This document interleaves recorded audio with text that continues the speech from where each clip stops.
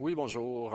C'est à nouveau moi par rapport au diagramme et structure de Lewis. Ici, je vais vous faire le cas du SO4 2-, parce que ça implique la notion de charge partielle. Alors, on va y aller d'avant. Alors, nous avons le SO4 2-. Première des choses, on sait que le soufre va être au centre. On va mettre nos 4 oxygènes autour. Hop.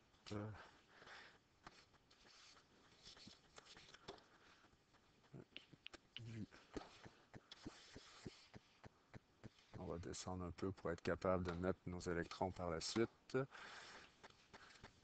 Juste essayer de voir, est-ce que je suis capable d'avoir un plus petit crayon que ça? Un plus petit trait, merci. Bon, ça, bon, ah,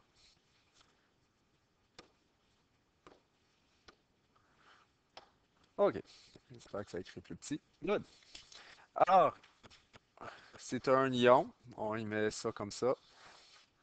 2-. Maintenant, on va chercher la valence de tout ça. Alors, la valence, on a le soufre qui a 6 électrons de valence. Donc, là, ici, je ne mets pas le 1 fois, donc 6 électrons. On a 4 oxygènes, qui aussi nous arrivent avec 6 électrons de valence. Et là, ici, je vais tout de suite mettre les 2 électrons qui nous arrivent d'un autre donneur, on ne sait pas trop qui, mais qui nous a donné 2 électrons, parce qu'on a une charge négative. Alors, au total, on a une valence de 32 électrons. Le nombre d'électrons que tout le monde veut avoir. Alors, dans le fond, ici, j'ai 5 éléments qui veulent tout le temps avoir leurs 8 électrons. Alors ici, je saute certaines étapes. Alors ici, j'ai 5 atomes qui veulent avoir 8 électrons. Donc en principe, pour être content, je devrais avoir 40 électrons. Le nombre d'électrons qui va être partagé entre tous ces éléments-là, c'est alors 40 moins 32. On a 8 électrons à partager. Nombre de liaisons, P divisé en 2, donc 8 divisé en 2, on se retrouve avec 4 liaisons. 1, 2, 3, 4. Jusqu'à là, ça fonctionne. Nombre d'électrons liants, grand N, ça. C'est notre valence moins les partagés. Alors V moins P. Alors 32 moins 8. Donc 24 électrons à partager. Là, on commence par nos oxygènes. Alors ici, il va avoir ses 8 électrons. Respecte la règle de l'octet. On met ces 6 là. Alors lui aussi, il va avoir ses 8 électrons. Donc lui, on y en met 6 aussi. 6 à lui aussi. Et là, je viens, dans le fond, de distribuer mes 24 électrons. Alors, il n'en reste plus pour en donner au soufre. Là, ça va bien jusqu'à là. Nous avons, sauf que, de façon expérimentale, les gens ont vu que c'était pas du tout ce type de liaison qu'il y avait autour du soufre. C'était des liaisons doubles. Pourquoi qu'ils savent? Parce que les liaisons doubles n'ont pas la même longueur que les liaisons simples et ils ont réussi à mesurer ça. Et là, ils se sont dit, hop, là, il y a quelque chose qui ne marche pas. Alors, sûrement que là, il faut tenir compte des charges formelles. Alors, les charges formelles, on se rappelle, on va commencer par l'oxygène qui est complètement à gauche. Alors, charge formelle de l'oxygène qui est complètement à gauche. Alors, CF. Alors, notre électron ici nous arrive avec, notre oxygène nous arrive avec 6 valences.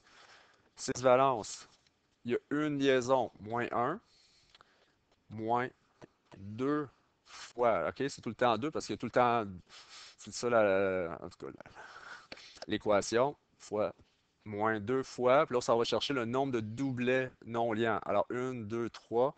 Il y a 3 doublets non liants. Et là, quand on fait le calcul de ça, ça nous arrive à moins 1. Donc, la charge partielle ici, c'est moins 1.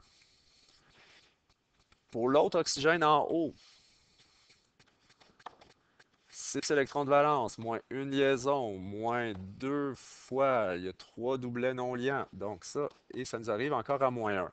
Forcément, celui de droite, c'est la même chose parce qu'il est semblable aux deux autres. Donc c'est 6 électrons, moins un, moins 2 fois 3, moins un. L'autre oxygène aussi.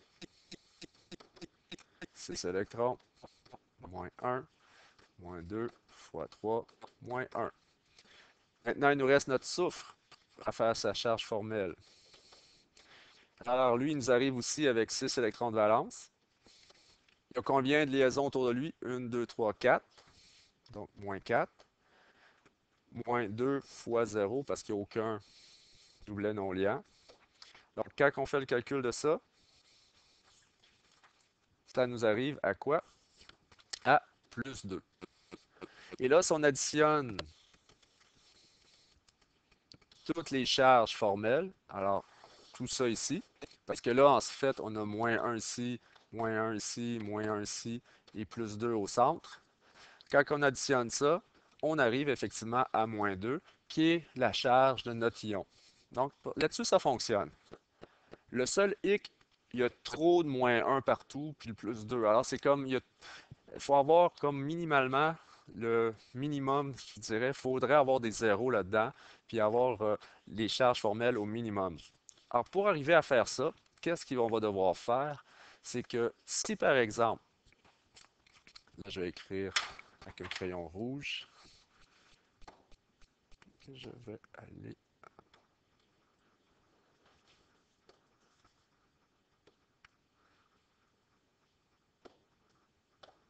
ça, on va fermer ça.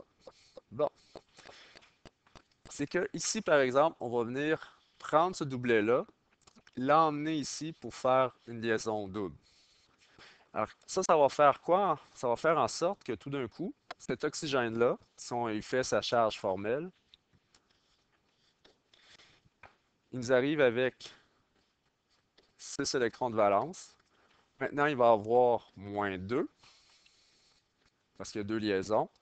Moins 2 fois 2, parce qu'il reste seulement deux doublets non liants. Et là, on va obtenir 0. Donc, en envoyant ça, tout d'un coup, la charge formelle devient 0. Et ça, c'est plus là. Donc, c'est devenu la liaison double. En faisant ça, le soufre, en envoyant le moins 1 là, il va devenir plus 1. Je ne vais pas faire le calcul tout de suite parce que là, finalement, on sait qu'on n'a pas encore complété parce qu'il reste encore trop de négatifs. Alors, qu'est-ce qu'on va faire? On va faire la même chose avec lui ici. Pour enlever le moins 1, on va distribuer là pour aller faire une autre liaison double ici. Et finalement, qu'est-ce que ça va faire? Cet oxygène-là va faire la même chose que l'autre parce qu'il va avoir 6 électrons. Il est rendu avec deux liaisons, donc moins 2 fois seulement 2 doublets non liants, et on obtient 0. Et là, finalement, la charge formelle devient 0. Qu'est-ce qui se passe au soufre? Bien là, le soufre, quand on le regarde à nouveau, sa charge formelle va être maintenant, il est toujours, lui, 6 électrons de valence, mais maintenant, il va avoir 1, 2, 3, 4, 5, 6 liaisons autour de lui. Donc, 6 moins 6, 0. Donc, lui, sa charge qui était plus 2 devient 0.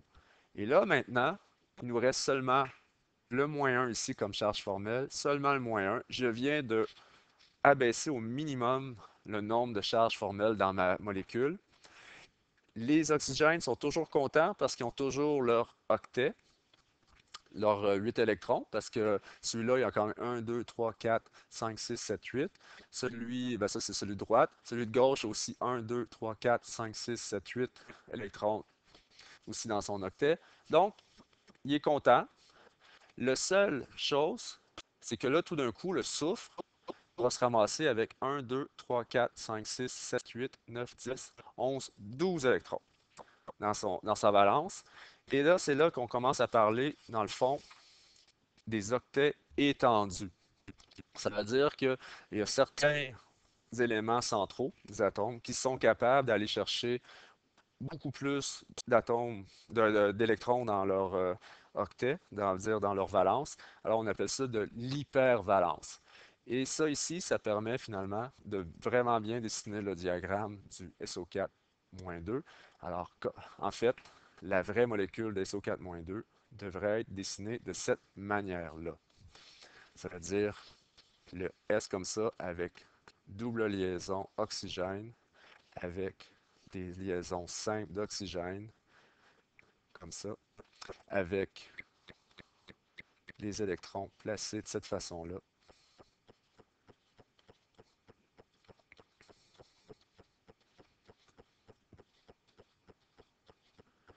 Braquette moins 2 parce que c'est un ion. Alors ça, c'est la vraie structure de Lewis du SO4 2-.